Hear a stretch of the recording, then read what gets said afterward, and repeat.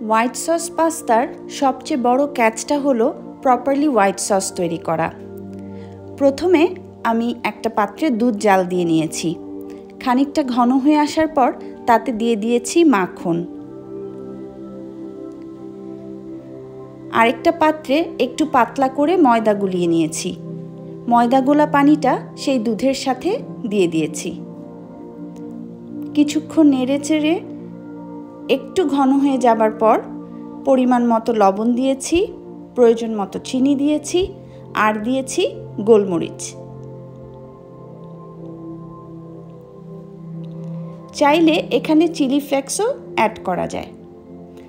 Frying pan নিয়ে নিয়েছি, তাতে সামান্য তেল দিয়ে একটুখানি রসুন দিয়েছি, বাসায় মাশরুম ছিল মাশরুম অ্যাড করেছি, একটু চিংড়ি দিয়েছি এবং ম্যারিনেটেড চিকেন ছিল সেগুলো ছোট ছোট পিস করে দিয়ে দিয়েছি।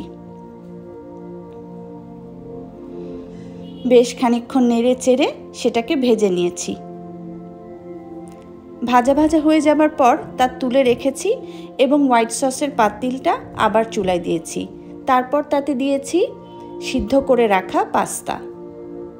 সেটা মিশিয়ে নিয়ে তাতে অ্যাড করেছি সেই ভেজে রাখা চিকেন, মাশরুম, চিংড়ি, হোয়াটএভার। খুব ভালো করে মিক্স করে নিলাম। তারপর তাতে অ্যাড করেছি মোজারেলা চিজ এবং সবশেষে দিয়েছি একটুখানি লেবুর রস।